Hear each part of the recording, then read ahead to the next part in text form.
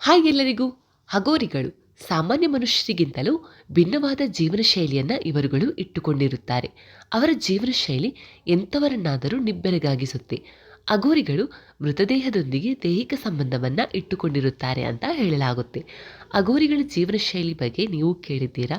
ಕೇಳಿಲ್ಲ ಅಂದರೆ ಈ ವಿಡಿಯೋವನ್ನು ಸ್ಕಿಪ್ ಮಾಡದೆ ನೋಡಿ. ಅಘೋರಿ ಎಂದರೆ ದುಷ್ಟರಿಂದ ಮುಕ್ತರಾದವರು ಎಂದು ಕರೆಯಲಾಗುತ್ತೆ. ಅಘೋರಿ ಎಂದರೆ ಬೆಳಕಿನ ಕಡೆಗೆ ಎಂಬರ್ಥವನ್ನು ನೀಡುತ್ತೆ. ಇದೊಂದು ಪವಿತ್ರವಾದ ಅರ್ಥವನ್ನು ನೀಡುತ್ತೆ. ಆದರೆ ಅಘೋರಿಗಳು ಈ ಪದದ ಅರ್ಥಕ್ಕೆ ವಿರುದ್ಧವಾದ ಜೀವನ ಶೈಲಿಯನ್ನು ಹೊಂದಿರುತ್ತಾರೆ. ಅಘೋರಿಗಳ ಜೀವನ ಶೈಲಿಯಲ್ಲಿ ಹೆಚ್ಚಿನದ್ದು ಕಾನೂನು ಬಾಹಿರವೆಂದು ಪರಿಗಣಿಸಲಾಗುತ್ತೆ. ಅಘೋರಿಗಳು ನೋಡಲು ಭಯಾನಕರಾಗಿರುತ್ತಾರೆ. ಯಾಕಂದರೆ ಅವರು ತಮ್ಮ ಮೈತುಂಬ ಚಿತಾಭಸ್ಮವನ್ನು ಹಂಚಿಕೊಂಡಿರುತ್ತಾರೆ, ಹಸಿ ಮಾಂಸವನ್ನು ತಮ್ಮ ಆಹಾರವನ್ನಾಗಿಸಿಕೊಂಡಿರುತ್ತಾರೆ ಮತ್ತು ವಾಮಾಚಾರದ ಮಾರ್ಗವನ್ನು ಅನುಸರಿಸುತ್ತಾರೆ. ಇದರೊಂದಿಗೆ ಅವರು ಮೃತದೇಹಗಳೊಂದಿಗೆ ದೈಹಿಕ ಸಂಬಂಧವನ್ನು ಹೊಂದುವ ವಿಚಿತ್ರ ಕೆಲಸವನ್ನು ಕೂಡ ಮಾಡುತ್ತಾರೆ. ಅಘೋರಿಗಳ ಜೀವನ ಶೈಲಿಯ ಪ್ರಮುಖ ನಿಯಮಗಳಿವು. ಮೊದಲನೆಯದಾಗಿ ಮೃತದೇಹದೊಂದಿಗೆ ಅಘೋರಿಗಳ ಸಂಬಂಧ. ಅಘೋರಿಗಳು ಶಿವನನ್ನು ಮಾತ್ರವಲ್ಲ, ಶಕ್ತಿಯನ್ನು ಕೂಡ ಪೂಜಿಸುತ್ತಾರೆ. ಕೆಟ್ಟ ಸಂಬಂಧಗಳಲ್ಲಿಯೂ ದೇವರಿಗೆ ಶರಣಾಗುವುದು ಪೂಜೆಯ ಸುಲಭ ಮಾರ್ಗ ಎಂದು ಅವರು ಹೇಳುತ್ತಾರೆ. ಅದಕ್ಕಾಗಿ ಅವರು ಮೃತದೇಹಗಳೊಂದಿಗೆ ದೈಹಿಕ ಸಂಬಂಧವನ್ನು ಹೊಂದಿರುತ್ತಾರೆ.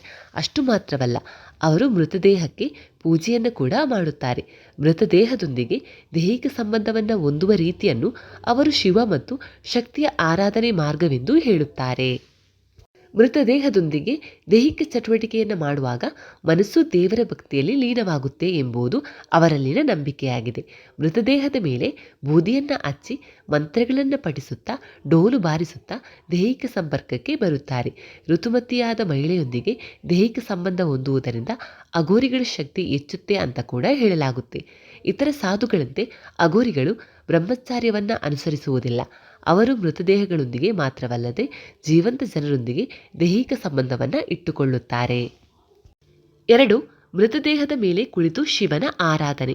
ಅಘೋರಿಗಳು ಶಿವನನ್ನು ತಮ್ಮ ಮುಖ್ಯ ದೇವನನ್ನಾಗಿ ಆರಾಧಿಸುತ್ತಾರೆ. ಅವನ ಭಕ್ತಿಯಲ್ಲಿ ತಮ್ಮನ್ನು ತೊಡಗಿಸಿಕೊಳ್ಳಲು ಬಯಸುತ್ತಾರೆ. ಅಘೋರಿಯು ಶಿವನ 5 ರೂಪಗಳಲ್ಲಿ ಒಂದಾಗಿದೆ. ಶಿವನನ್ನು ಪೂಜಿಸಲು ಈ ಅಘೋರಿಗಳು ಮೃತದೇಹದ ಮೇಲೆ ಕುಳಿತು ಧ್ಯಾನ ಮಾಡುತ್ತಾರೆ. ಇದು ಶಿವನ ಆಶೀರ್ವಾದ ಪಡೆಯಲು ಅಘೋರ ಪಂಥದ ವಿಶೇಷ ವಿಧಾನವಾಗಿದೆ. 3. ಅಘೋರಿಗಳು ಅಂತ್ಯಕ್ರಿಯೆ ಮಾಡುವ ವಿಧಾನ. ಅಘೋರಿಗಳು 3 ವಿಧಾನಗಳ ಮೂಲಕ ಅಂತ್ಯಕ್ರಿಯೆಯನ್ನು ಮಾಡುತ್ತಾರೆ. ಮೊದಲನೆಯದಾಗಿ ಮೃತದೇಹಕ್ಕೆ ಮಾಂಸ ಮತ್ತು ಮದ್ಯವನ್ನು ಅರ್ಪಿಸುವ ಮೂಲಕ ಅಂತ್ಯಕ್ರಿಯೆ ಮಾಡಲಾಗುವುದು. ಎರಡನೆಯದಾಗಿ ಮೃತದೇಹದ ಮೇಲೆ ಕಾಲು ಇಟ್ಟು ತಪಸ್ಸು ಮಾಡುವ ಮೂಲಕ ಅಂತ್ಯಕ್ರಿಯೆ ಮಾಡುವುದು. ಮೂರನೆಯದಾಗಿ ಸ್ಮಶಾನದಲ್ಲಿ ಹೋಮವನ್ನು ಮಾಡುವ ಮೂಲಕ ಅಂತ್ಯಕ್ರಿಯೆ ಮಾಡುವುದು. ಸಾಮಾನ್ಯ ಜನರಿಗೆ ಅಘೋರಿಗಳ ಈ ಕ್ರಮಗಳು ವಿಚಿತ್ರವೆನಿಸಬಹುದು ಅಥವಾ ಅಸಹ್ಯ ಕೂಡ ಎನಿಸಬಹುದು. ಆದರೆ ಅಘೋರಿಗಳಿಗೆ ಇದು ಆಧ್ಯಾತ್ಮಿಕ ಅಭ್ಯಾಸದ ಒಂದು ಭಾಗವಾಗಿರುತ್ತೆ. 4. ಅಘೋರಿಗಳ ಜೀವನ ಶೈಲಿ. ಅಘೋರಿಗಳು ಶಿವನನ್ನು ಹೊರತುಪಡಿಸಿ ಬೇರೆ ಯಾವುದೇ ದೇವರನ್ನು ನಂಬುವುದಿಲ್ಲ. ಅವರು ಯಾರನ್ನು ದ್ವೇಷಿಸುವುದು ಕೂಡ ಇಲ್ಲ. ನಾಯಿಗಳನ್ನು ಬಿಟ್ಟರೆ ಹಸು, ಕೋಳಿ ಮುಂತಾದ ಯಾವುದೇ ಪ್ರಾಣಿಗಳನ್ನು ಸಾಕುವುದಿಲ್ಲ. ಕೆಲವು ದೇವಾಲಯಗಳು ಅಘೋರಿಗಳಿಗೆ ವಾಸಿಸುವ ಸ್ಥಳವಾಗಿ ಮಾರ್ಪಟ್ಟಿದೆ. ಮೊದಲು ಕಾಶಿಯಲ್ಲಿ ಹೆಚ್ಚಾಗಿ ಕಾಣುತ್ತಿದ್ದ ಈ ಅಘೋರಿಗಳು ಈಗ ದೇಶದ ಹಲವು ಭಾಗಗಳಲ್ಲಿ ಕಾಣಸಿಗುತ್ತಾರೆ.